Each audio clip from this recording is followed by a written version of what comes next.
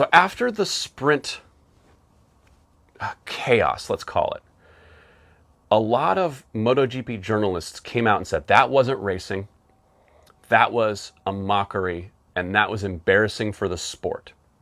And I saw some quotes from some journalists I'm not going to name directly. They're people that I agree with sometimes and disagree with other times. And they were saying things like, oh, this race just makes our sport look silly. But I want to talk about the mentality of some of these MotoGP journalists and how I feel like they're dragging down the sport. Because they claim, like I do, that MotoGP is the best show on earth. It's the best motorsport on the planet.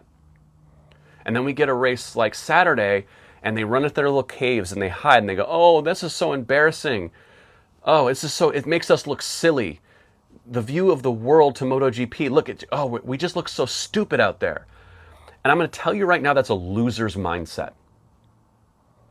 Because no other professional sport, weird shit happens in sports all the time. Bench clearing brawls, the very famous Mark Sanchez butt fumble. There's all these things that happen inside of a sport that, are a little embarrassing, are a bad look, but it doesn't represent the entirety of a sport. And when these MotoGP journalists come out the next day and go, they're making our sport look silly. No, you are making our sport look silly.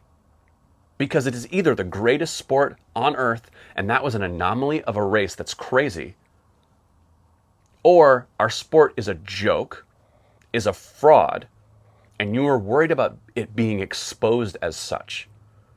I'm telling you, this is such a loser's mindset to look at a race like Saturday and go, oh, we can't have races like that because that's not the image we want to project. We don't have to project an image in MotoGP. The sport's fantastic.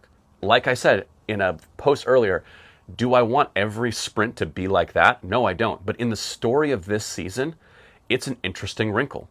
It's an interesting chapter in this book. Let's look at a MotoGP season as 21 pages or 21 chapters in an interesting book.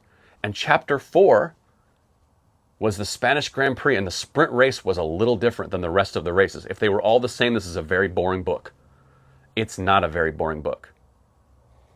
So I think the MotoGP journalists have to get this chip off their shoulder of, oh, the rest of the world, Formula One is looking down on me, and we're in this niche sport that we have to all wear suits and ties and be proper and all the time so that no one sees behind the curtain to realize we're frauds. So I would ask the MotoGP journalists, US Motorsport, the race, the independent journalists, all these guys who are in these press conferences, stop acting like you're a second-class citizen in the world of sports.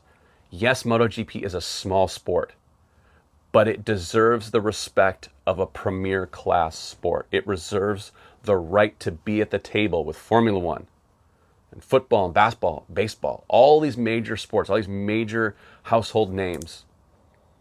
MotoGP deserves to be there because the product is there. And if we keep acting like we're the small kid at the table who's just happy to be here, I just don't want to embarrass anyone, I just don't want to upset anyone and rock the boat, no one's going to take us seriously. No one takes that person seriously. So it's time to let that loser mindset die.